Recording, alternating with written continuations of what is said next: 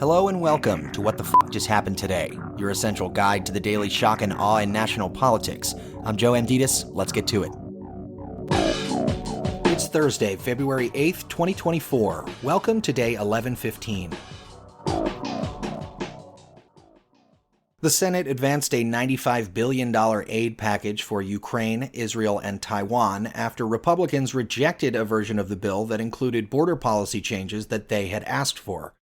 The vote was 67 to 32 and allows the Senate to begin consideration of the legislation, which would provide $60.1 billion to Ukraine, $14.1 billion to Israel, and $10 billion in humanitarian aid for civilians in global conflicts.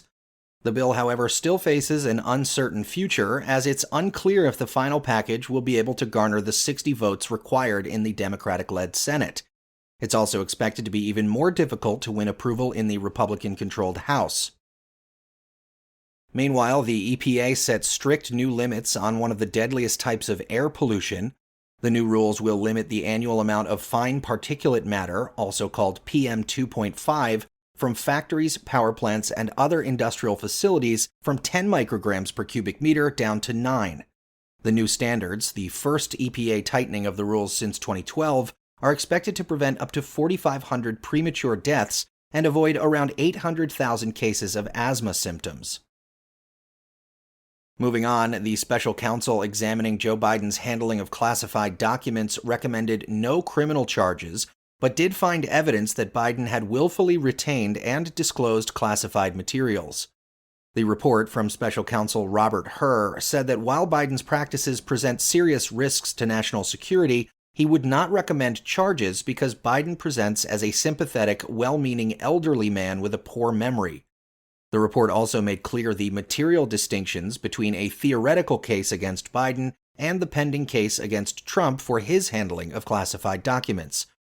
He wrote, "Unlike the evidence involving Mr. Biden, the allegations set forth in the indictment of Mr. Trump, if proven, would present serious aggravating factors. Most notably, after being given multiple chances to return classified documents and avoid prosecution, Mr. Trump allegedly did the opposite." Meanwhile, the FCC outlawed unwanted robocalls generated by artificial intelligence. In a unanimous filing, the FCC declared that calls made with AI-generated voices are artificial under the 1991 Telephone Consumer Protection Act, which restricts marketing calls that use artificial and pre-recorded voice messages.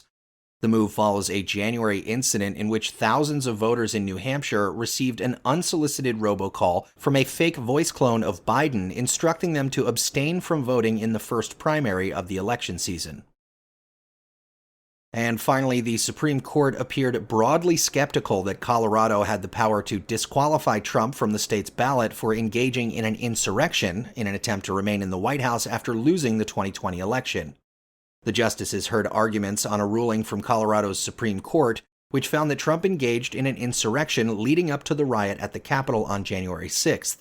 At issue in the case is Section 3 of the 14th Amendment, which bars certain public officials from serving in the government if they took part in an insurrection. During more than 2 hours of oral arguments, the court expressed concerns about the ability of a single state to disqualify a candidate from seeking national office, and appeared to be searching for a way to leave election decisions to voters. Justices from across the ideological spectrum suggested that Congress, not individual states, must set the standards before a presidential candidate can be disqualified for engaging in insurrection.